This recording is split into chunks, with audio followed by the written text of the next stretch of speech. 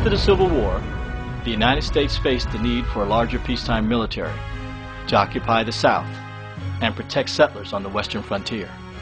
In the summer of 1866, July 28th to be exact, the United States Congress passed legislation establishing a peacetime military.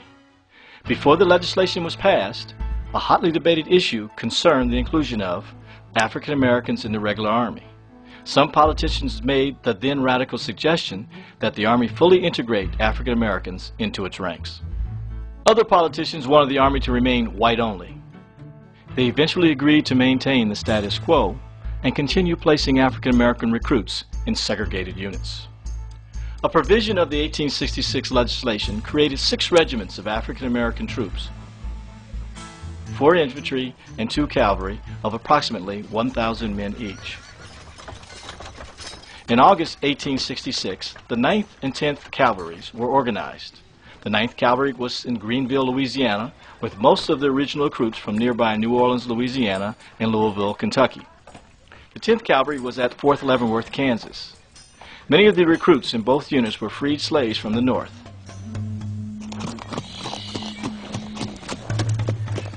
The assigned mission of these African American troops was to escort the Native Americans from their indigenous homelands to designated reservations.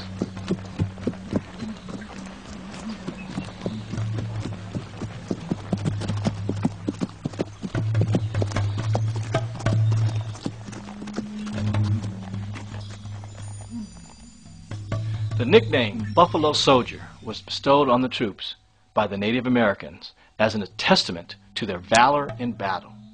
The buffalo was a sacred animal to the Native Americans, and they would not bestow its name on the soldiers unless they were worthy adversaries, fighting ferociously to the end, and living up to their motto, "We can, we will, and ready and forward."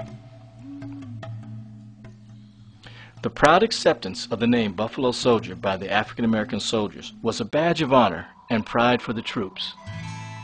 The Buffalo Soldiers were sent to the Great Plains along the Rio Grande, New Mexico, Texas, Arizona, Colorado, and into the Dakotas. The duties of the 9th and 10th U.S. Cavalries included guarding the mail, escorting and guarding stagecoaches, cattle drives, railroad crews, and surveyors. They built roads and telegraph lines. They mapped and explored, including mapping vast territories in Arizona and New Mexico, even marking watering holes. They played a major part in building the West and making it safe for the westward expansion.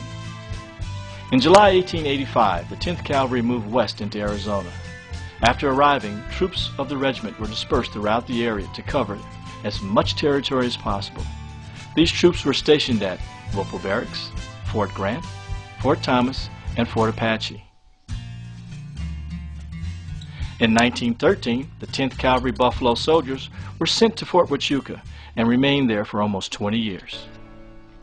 They joined General John J. Pershing in the 1916 expedition into Mexico, and during the World War I, they were assigned the mission of guarding the United States-Mexican border. Second Lieutenant Henry Ossian Flipper, a member of the 10th Cavalry, was the first African American graduate of the U.S. Military Academy, West Point, class of 1877. Lieutenant Flipper excelled in engineering, law, French, and Spanish. After dismissal from the Army, Henry Ossian Flipper went on to obtain recognition and respect as a surveyor, and in 1890 he opened his own civil mining engineering office in Nogales, Arizona. Joseph S. Flipper II, the grandnephew of Henry Ossian Flipper, has lived in Phoenix since 1945. He has had a long and distinguished teaching career and is an active member of the Greater Southern Arizona Area Chapter of the 9th and 10th Horse Cavalry Association. In 1994, the Arizona Legislature passed and the Governor signed House Joint Resolution 2001 designating a portion of State Route 90 as the Buffalo Soldier Trail. On July 25, 1992, General Colin Powell, then Chairman of the Joint Chiefs of Staff, dedicated the Buffalo Soldiers Monument at Fort Leavenworth, Kansas, the birthplace of the 10th Cavalry Regiment. The monument stands as a well-deserved tribute to the soldiers for their continued excellence and contributions to this state and nation over the years. Despite prejudice in and out of the military and being allocated the worst horses, the worst clothing and equipment, these outstanding individuals earned more Congressional Medals of Honor and had the lowest desertion rate of any unit in the Army. Fort Huachuca honors the legacy of the Buffalo Soldiers.